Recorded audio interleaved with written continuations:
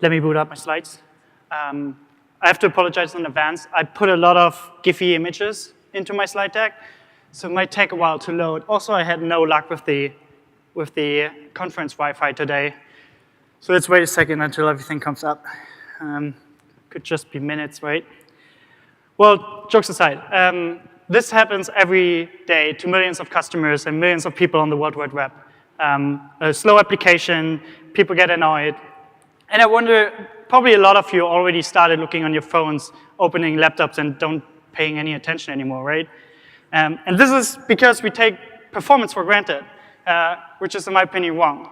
And I wonder who of you have used Lighthouse before to optimize their web apps in performance? By show of hands? Okay, a couple. And the winning question is, who of you has an actual performance test as part of their CI/CD pipeline? One? That's awesome. Well, this talk is going to be for you. We're going to talk about automated web performance testing with WebDriver. And I know, thanks for being here, because I know if someone on the stage says WebDriver or Selenium, you guys probably will be like, well, isn't that the thing that's about testing and that's slow and flaky and no one wants to use it anyway, right? Yeah, well, bear with me here. I will explain in a second why I've chosen WebDriver for this thing. Let me give you a short introduction to myself. I'm Christian. I work as a software engineer for the DevTools team at Source Labs. You can find me on the internet. I do a lot of open source in regards to automation testing. My job at Source Labs is pretty much about enhancing the capabilities of the WebDriver specification of the WebDriver protocol to allow our customers to do more than just functional testing, right? And one of the non-functional aspects that we want to start testing and want to start provide ability to test on is performance. And the reason why I've chosen performance is because it's pretty significant and pretty important for us. If you just see a couple of these numbers from those studies, like 53% of all mobile visits are abandoned if the page takes longer to load than 3 seconds. And funny enough, the average page load time is like 3.21 seconds, which means if you are below average, it's pretty likely that every second customer leaves your page immediately. And it's not getting easier within the next years, right? We move more and more stuff to the front-end side. We render more and more complex things using React or Angular or Vue. And we need to make sure that everything that we do on the front end, on the browser, is being performant. And also Google has this take on that. They say, how fast your website loads is critical but often a completely ignored element in any online business. That includes search marketing and search engine optimization. They even go a step further and decrease your page rank if your application turns out to be non-performant. And all I can say about that is like performance matters. It starts with customer leaving your application without like looking at your content, and it ends with Google not even like listing you in any search results. And another guy called Harold S. Green, who was like an American businessman in the 70s, he had no idea about web performance and web in general, but he said, performance stands out like a tons of diamonds, but non-performance can always be explained away. And that fits it really well, because we have all these technologies in place. We have Lighthouse, we have the performance tab on the Google DevTools application, but we don't really use it, we don't really leverage them, right? So that's why I'm here to talk about how we can do that, how we can test our performance with WebDriver. And I've chosen WebDriver because, of course, as someone who works at Source Labs, I'm heavily invested in that technology. But also, WebDriver is de facto a standard, or has become a standard for browser automation. It is W3C recommendation since July this year. That means a lot of people have put a lot of hard work into it to make it its standard. And we can now start to iterate on that protocol to make it even better than ever before. And for people who don't know WebDriver, WebDriver is basically a protocol that lists a variety of endpoints that trigger a certain action on the browser. Those actions could be like a click, get a text of an element, or input something into an input field. And the way it works is that you usually have a test script You can see it on the top left. You have a test script that sends those HTTP requests to the servers that have implemented those endpoints. It's like a REST API. And those browser drivers are then responsible for actually triggering that action in the browser. So for instance, if we want to click on an element, we would call the click endpoint. We would make an HTTP request with that click endpoint to Chrome driver. And Chrome driver has a separate connection to the browser. The Chrome driver uses the DevTools interface in order to then locate that element, find the center of that element, and at the end do a click, hold that click, and release a click. So that's 4 commands that Chrome driver does for a single WebDriver command. And coming back to Appium, in Appium it's actually way more complex. Like every different iOS version has a different automation strategy and automation framework behind it. Luckily, there's Appium that has it one cover it all. So you just need to apply your capabilities, and Appium knows what to do and what to run for you. But yeah, WebDriver has a couple of limitations. And like I said, it has only a limited set of commands, you know by now. And this is because the original protocol was designed really from the user's perspective in 2008. Like everything that the user can do, you should be able to do with WebDriver. Clicking on an element, get text, get whatever, right? So it has no debugging capabilities. And the protocol hasn't really changed within the last, let's say, 5 till 10 years, but the web has a lot.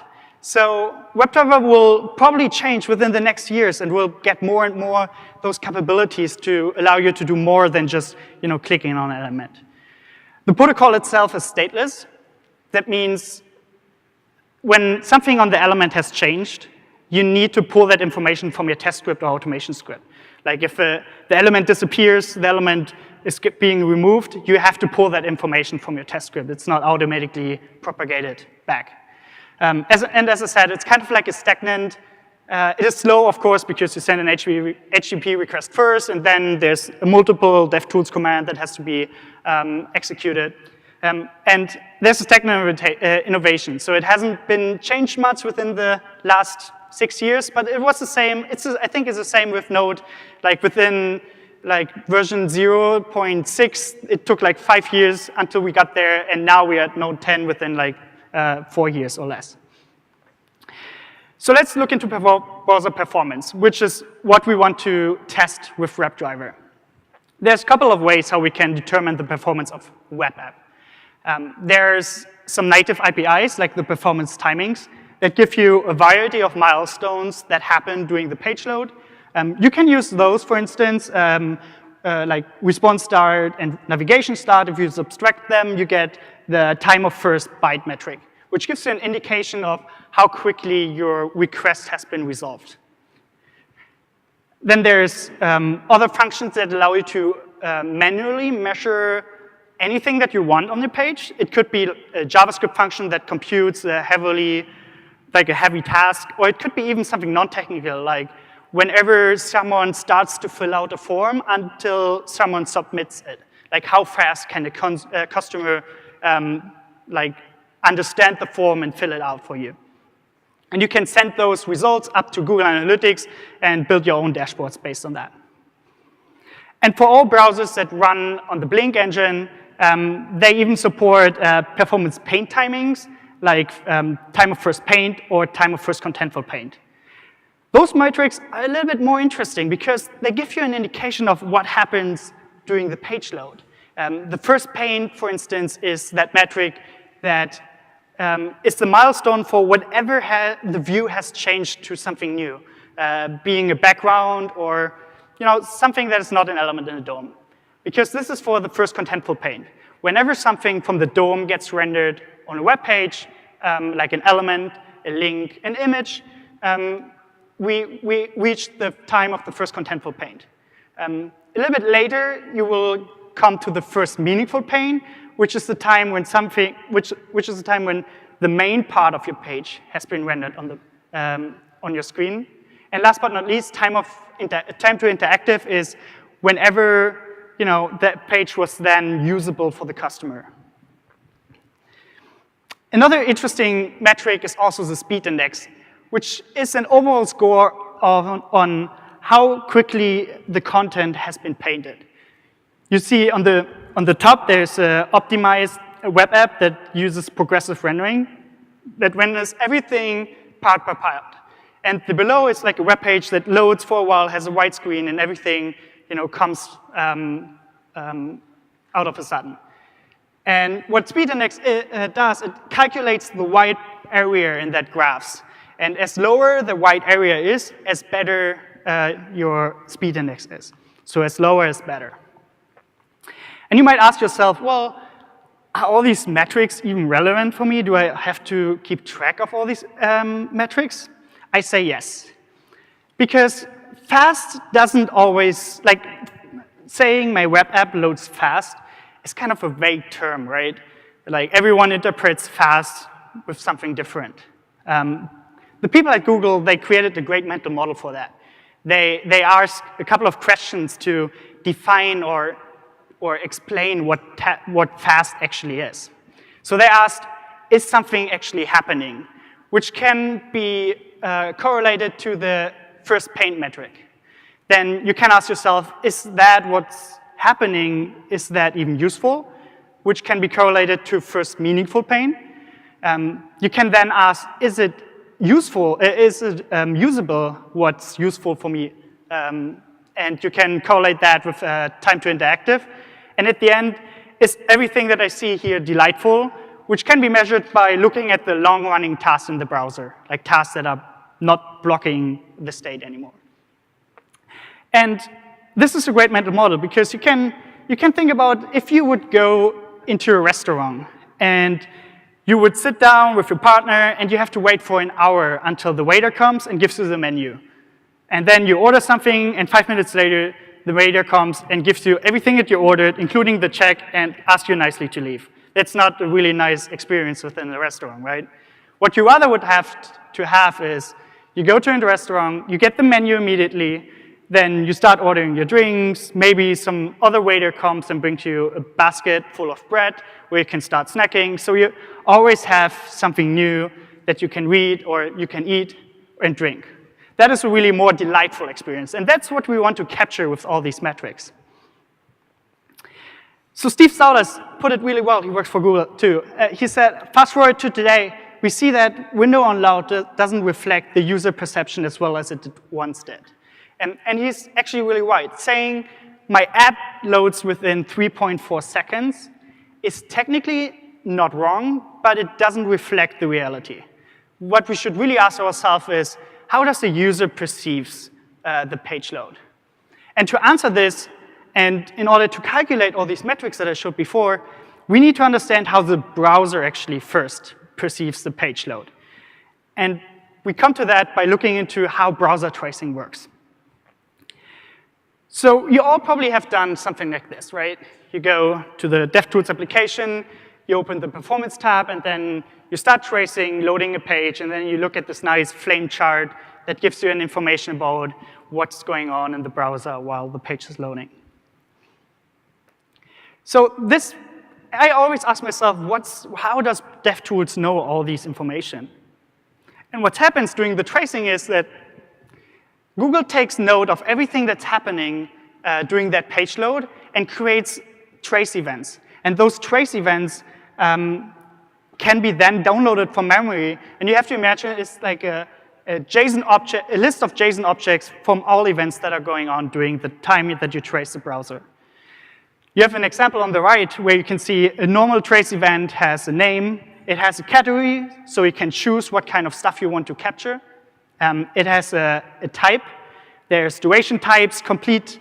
There's duration events, complete events, instance events, counter events.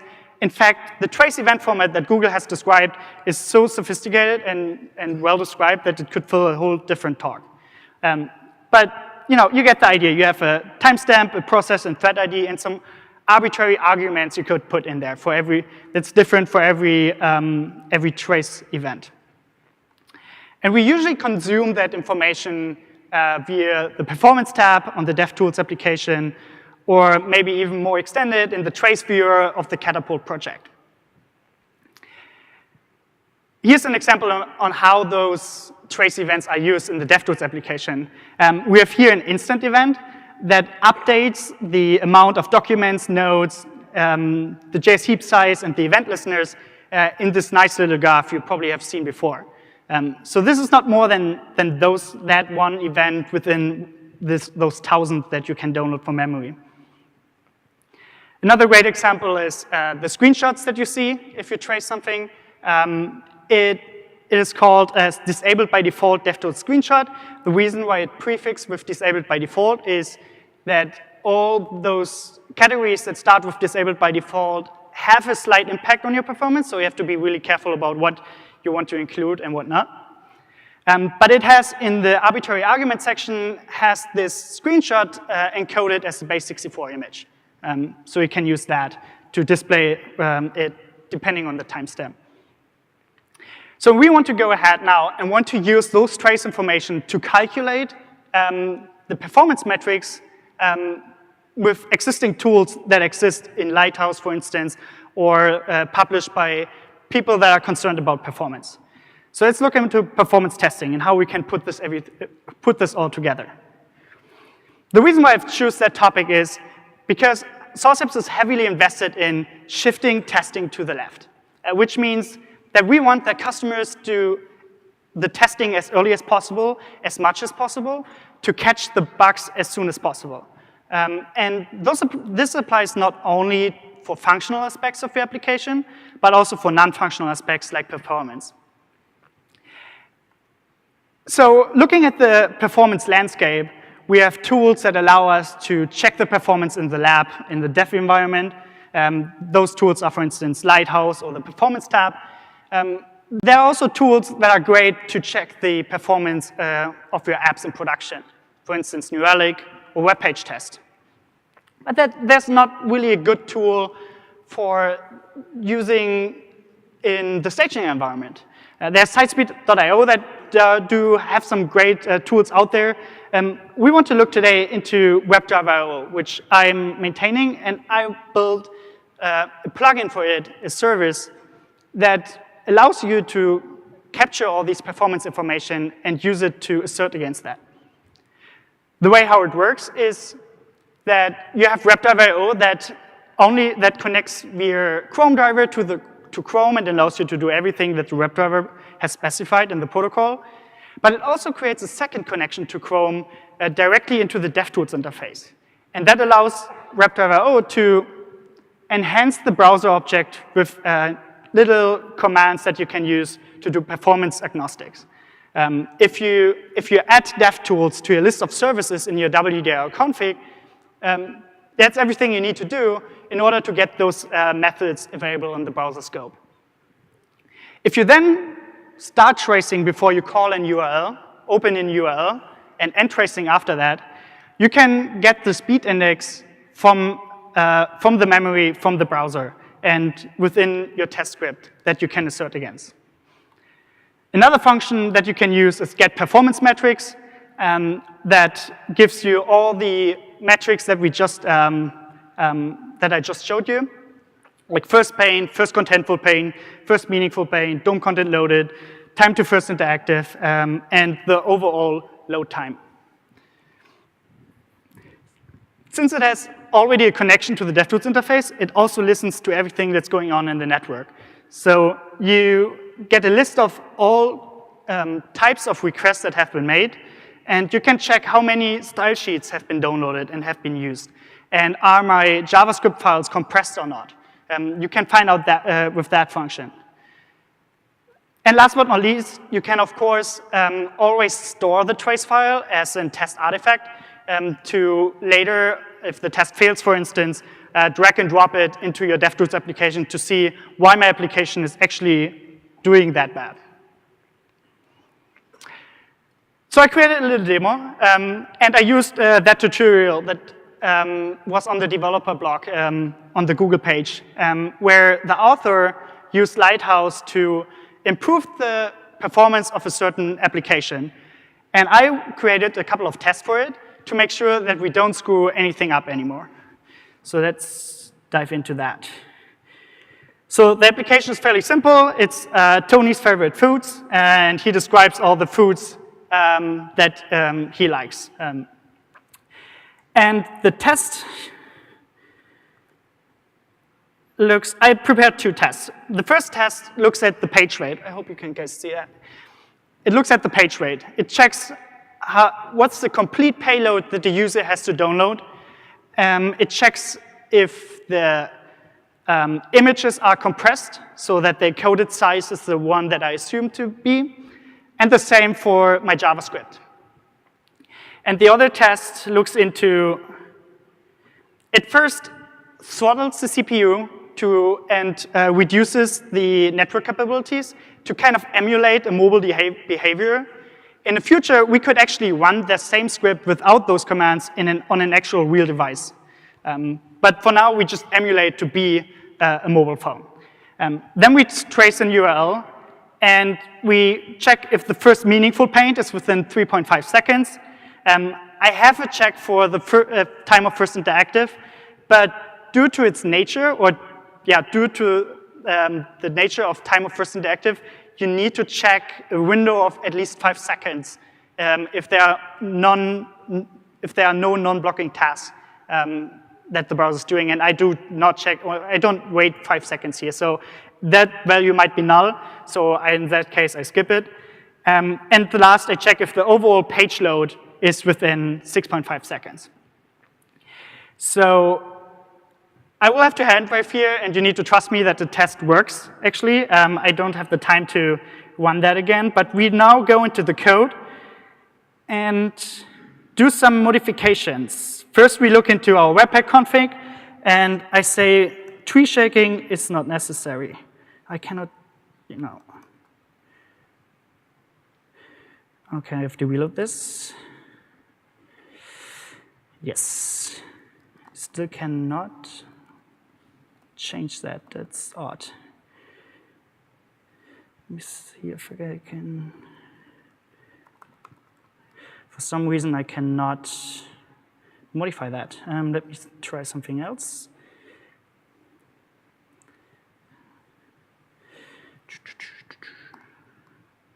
Otherwise, I have to hand wave even more.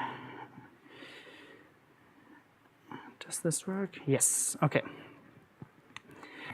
So I turn off compression, so all my JavaScript is uncompressed.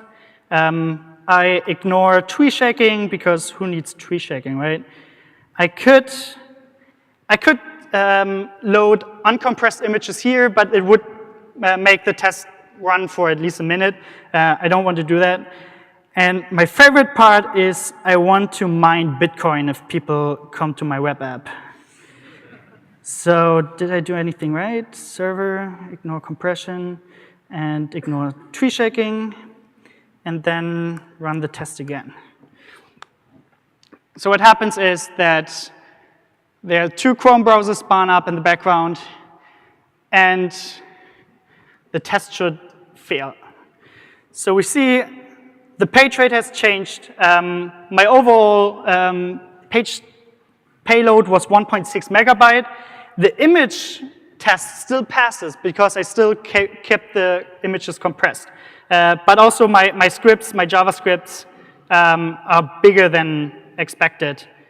And at the end, my load time was 21 seconds instead of 3.5, and 23 seconds instead of 6.5 overall. Thank you. Let's go back. Just one last slide. With that being said, don't take performance for granted. There are tools out there that help you test your performance. The script that I just showed, you can find that in the GitHub link down there if you want to check it out. With that being said, thank you so much for your attention, and thank you.